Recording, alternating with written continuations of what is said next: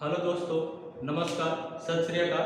आज हम लोग पढ़ेंगे कॉन्करेंट फिगर और सिमिलर फिगर के बारे में। जानेंगे कि कॉन्करेंट फिगर क्या होता है और सिमिलर फिगर क्या होता है। अब ये दोनों फिगर को हम लोग जानेंगे क्या क्या होता है। कॉन्करेंट कहने का मतलब, इसको हम लोग हिंदी में कहते हैं सर्वांगसम।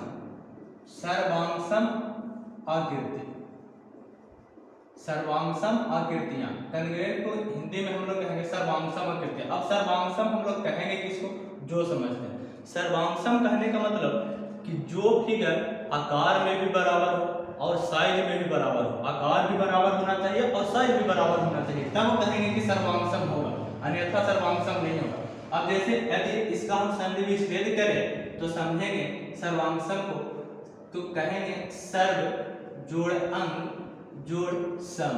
सर्व का मतलब होता है सभी, अंग का मतलब तो आप समझते ही हैं कि क्या होता है अंग, और सम का मतलब होता है बराबर। यानी कि जो आकृति सभी अंग से, यदि आकृति में जितना भी अंग दिया हुआ है ज्यामितीय आकृति का, ज्यामितीय आकृति में जितना भी अंग है, अगर सभी अंग आपस में बराबर हो जाए दोनों आकृति का, तो दोनों आकृतियां कहेंगे कि सर्वांगसम आकृतियां। सर्वांगसम होने के लिए दो आकृति जैसे हम लोग लें, यदि मान लेते हैं यह एक समबाहु त्रिभुज है, इसका भुजा अगर मान लें कि 5 सेंटीमीटर है समबाहु त्रिभुज का, और एक दूसरा त्रिभुज ले लें, एक दूसरा त्रिभुज ले लें, इसका भी समबाहु त्रिभुज है, इसका भी भुजा 5 सेंटीमीटर यदि हो, तो हम लोग कहेंगे कि दोनों त्रिभुज जो है सर्वांगसम होगा। दोनों त्रिभुज के सर्वांगसम होगा, क्योंकि जो इसका साइज है, जो दिखने में ये है वही दिखने में ये है, जो इसका साइज है वही साइज इसका, दोनों का साइज बराबर होना चाहिए, दोनों आकार में बराबर होना चाहिए,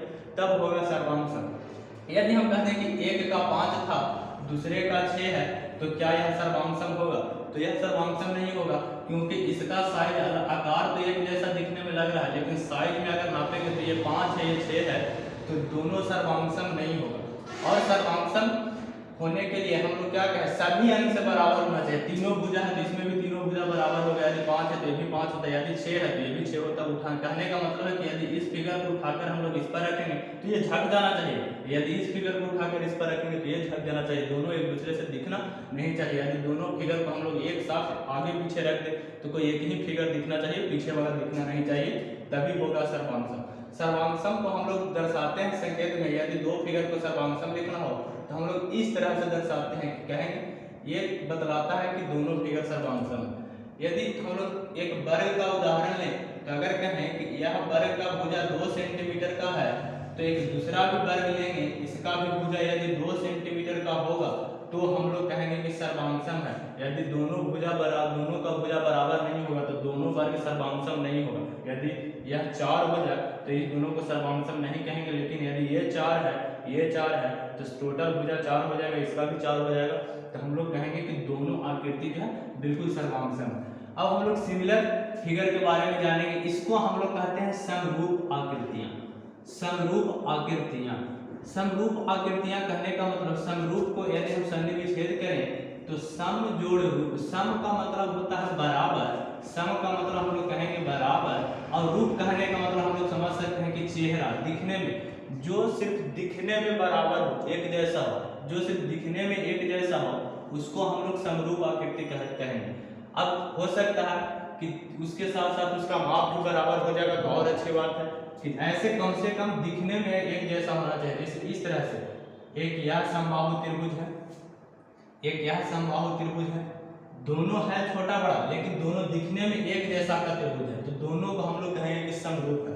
और समरूप को हम लोग संकेत में इस तरह से सिर्फ दर्शाते हैं, एक दोनों नीचे वाला पाई है तो नहीं होता, सिर्फ इस तरह से होता है।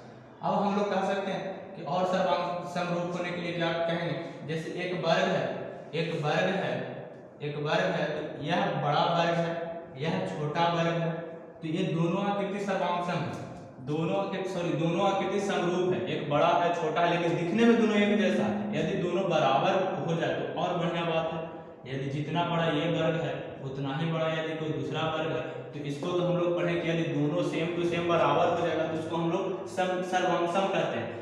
तो समरूप होने के लिए सिर्फ कम से कम देखने में बराबर एक जैसा होना चाहिए, यदि भुजा भी बराबर हो जाए तो और बढ़िया बात है। तो यहाँ से हम लोग अब समझ सकते हैं कि सर्वांगसम आकृति होने के लिए हम लोग क्या कहेंगे, सर्वांगसम आकृति होने के लिए एक तो उसका आकार बराबर होना चाहिए, कम से कम उसका सिर्फ आकार बराबर होगा तो काम चल जाएगा।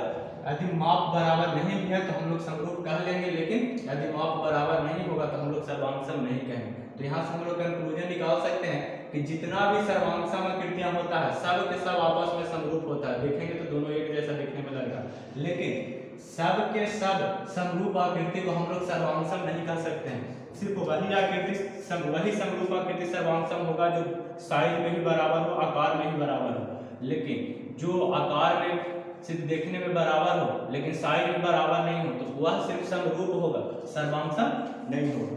धन्यवाद।